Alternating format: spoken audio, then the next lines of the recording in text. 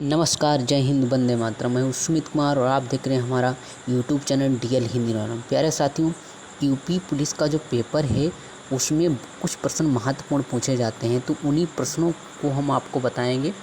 आप पढ़ेंगे तो जानेंगे किस प्रकार के प्रश्न पूछे जाते हैं। और सबसे महत्वपूर्ण बात है, इस वीडियो में आपको बताएंगे कि जो पिछली बार जो आपका पेपर हुआ था और निरस्त हो गया था, उसमें कुछ प्रश्न हिंदी से पूछे गए। हिंदी के बहुत महत्वपूर्ण प्रश्न है। यहाँ से कम 1 से 2 नंबर आपका क्लियर हो जाएगा। बहुत छोटा वीडियो है, लेकिन छोटे वीडियो में ही आप बहुत अच्छी जानकारी प्राप्त कर पाएंगे। तो आइए शुरू करते हैं। देखिए, यहाँ आपको सबसे पहले आपको प्रश्न दिखा देते हैं कि किस प्रकार का प्रश्न पूछा गया। तो हम आज वाच्य पढ़ेंगे।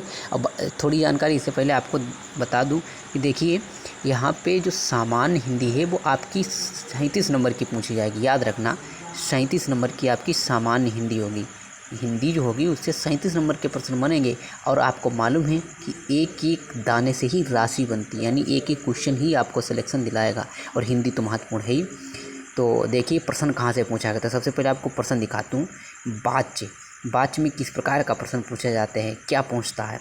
तो अगर आपने अच्छे से पढ़ा होगा तो मालूम हो जाएगा। देखिए, यहाँ पे एक प्रश्न आया था कि राम अभी सोएगा, इस वाक्य में कौन सा वाच्य होगा। इनमें से कोई नहीं। भाववाच्य, कर्मवाच्य और कर्तवाच्य। क्या कह रहा है कि राम अभी सोएगा। कौन सोएगा? तो राम अभी सोएगा। तो किस पर इसका ज़्यादा प्रभाव पड़ रहा है, यानी कर्ता पर पड़ रहा है। कर्ता तो यहाँ हो जाएगा कर्तवाच्य। किसी ने बिल्कुल सही आंसर है इसका। तो क्या हो जाएगा? कर्तवाच्य हो जाएगा। देखिए, अच्छे से देख लीजिए इसको। आपका प्रश्न क्या कह रहा है कि राम अभी सोएगा, इस वाक्य में कौन सा वाच्य। आया हुआ प्रश्न है, PYQ है दोस्तों, याद रखना। ये PYQ है, आपके पुलिस के पेपर में आया हुआ था। तो किस प्रकार से हम वाच्य को पढ़ेंगे और किस प्रकार से प्रश्न बनते मैंने आपको दिखा दिया है, ताकि आगे कोई प्रश्न वाच्य से संबंधित आएगा तो सभी मित्र, कोई भी भाई या कोई भी बहन ये पेपर देगा तो वो अच्छे से वाच्य से संबंधित प्रश्न कर पाएगा, उसका सही उत्तर दे पाएगा। तो आइए आज हम वाच्य पढ़ते हैं। देखो, दूसरा प्रश्न है मुहावरों से संबंधित है। आप लोगों को कमेंट करके बताना है कि मुहावरों से संबंधित वीडियो बनाऊं या नहीं बनाऊं। विलोम शब्द भी पूछे जाते हैं, अनेक प्रकार के प्रश्न आते हैं हिंदी में। तो आज का वीडियो जो है सिर्फ वाच्य से है, क्योंकि वाच्य बहुत कठिन लगता है लेकिन होता बहुत सरल है। तो आइए शुरू करते हैं। सबसे पहले हम जानते हैं कि वाच्य क्या है। तो वाच्य जो है, इसे किसे कहते हैं, वाच्य क्या होता है, इसके आगे हम बढ़ते हैं। वाच्य के भेद। वाच्य 3 प्रकार के होते हैं। अगर सीधा प्रश्न पूछ दे कि वाच्य के भेद कितने हैं, तो वाच्य के 3 भेद हैं। एक तो कर्तवाच्य, कर्मवाच्य और भाववाच्य। ये वाच्य के 3 भेद होते हैं, याद रखना। आगे बढ़ते हैं। अब देखिए, यहाँ भी बहुत अच्छे से बताया है कर्तवाच्य। तो याद रखना, यहाँ पे जो आपका दिया हुआ है भाववाच्य, कर्तवाच्य, कर्मवाच्य, भाववाच्य। तो महत्वपूर्ण बात है, यानी क्रिया का मुख्य संबंध कर्ता के साथ होता है। जो क्रिया है, क्रिया का मुख्य संबंध जब कर्ता के साथ होता है तो वो कर्तवाच्य हो जाता है। और कर्मवाच्य किसे कहते हैं? क्रिया का मुख्य संबंध कर्म पर। बहुत महत्वपूर्ण है। इस डायग्राम से आप बहुत अच्छे से वाच्य को समझ पाएंगे कि जब क्रिया का संबंध कर्ता के साथ हो तो कर्तवाच्य, और कर्म का संबंध कर्म के साथ हो कर्मवाच्य, और जब क्रिया का मुख्य संबंध आपका भाव के साथ हो तो वह भाववाच्य कहलाती है। यानी क्रिया का संबंध, सीधा क्रिया का संबंध किसके साथ? भाव के साथ हो तो भाववाच्य कहलाती है। अब देखिए, आगे हम बढ़ते हैं। देखो, यहाँ पे दिया हुआ है कर्तवाच्य।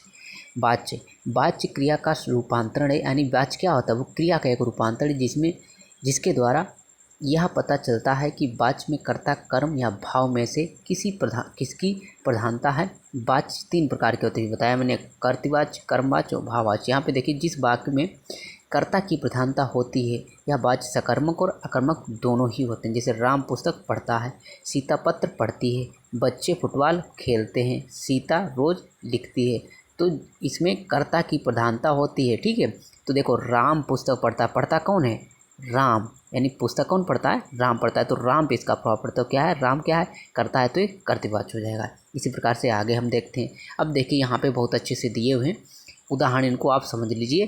जैसे भाववाच्य, उससे बैठा नहीं जाता। किससे? उससे। तो एक भाव प्रकट हो रहा है। आगे, सुमन से पढ़ा नहीं जाता, हरिण से दौड़ा नहीं जाता। किसी से? हरिण से दौड़ा नहीं, एक भाव प्रकट हो रहा है। तो क्या हो जाएगा? ये भाववाच्य हो जाएगा। क्या हो जाएगा? भाववाच्य होगा। आगे, विमल से सोया नहीं जाता, स्त्रियों से रोया नहीं जाता, मुझसे देखा नहीं जाएगा। ये सब क्या है? भाववाच्य। इस प्रकार से अब देखिए, अब हम पढ़ते हैं कर्तवाच। कर्तवाच में क्या, वह बैठ नहीं पाता। देखिए नहीं से मतलब नहीं होता है भाव का, भाव का एक प्रकट होता है, भाव प्रकट हो तो भाववाचक होता है। कर्तवाच वह बैठ नहीं पाता, सुमन नहीं पड़ती, हरिण नहीं दौड़ता, उसने नहीं लिखा, विमल नहीं सोया, स्त्रियां नहीं रोएंगी, आदि प्रकार के जो है उदाहरण दिए, इनको सबको पढ़िए और आपको समझ में आ जाएगा। आगे देखिए, आगे दिए हैं कर्मवाच। सकीना द्वारा पढ़ा जाता है, उससे नहीं खेला जाता है, पुनीता द्वारा नहाया जाता है, विष्णु से नहीं पढ़ा गया, बालकों द्वारा गाया गया, हमारे द्वारा खूब दौड़ा गया, प्रधान से नहीं बैठा गया, उसके द्वारा 4 बजे तक सोया जाएगा, प्रमोद से ना आया। इस प्रकार के सभी उदाहरण इनको पढ़ना है आपको। और यहाँ उदाहरण सब देख चुके हैं, तो बस इतना ही आज की वीडियो में। आप सभी लोग जो है चैनल को सब्सक्राइब जरूर कर दें, वीडियो को लाइक कर दें। आपके एक लाइक से बहुत मोटिवेशन मिलता है। प्लीज़ वीडियो को लाइक ज़रूर कर दें। किसी प्रकार का कोई प्रश्न है तो कमेंट जरूर करें। वीडियो कैसा लगा कमेंट करके ज़रूर बताएं और लाइक करें, शेयर करें। और याद रखना कि जो एक एक नंबर है आपके लिए बहुत महत्वपूर्ण है, क्योंकि दाने दाने से ही राशि होती है। इस बात का आप ध्यान रखें और सभी लोगों का पेपर अच्छा होगा। किसी प्रकार का कोई प्रश्न पूछ सकते हैं। धन्यवाद।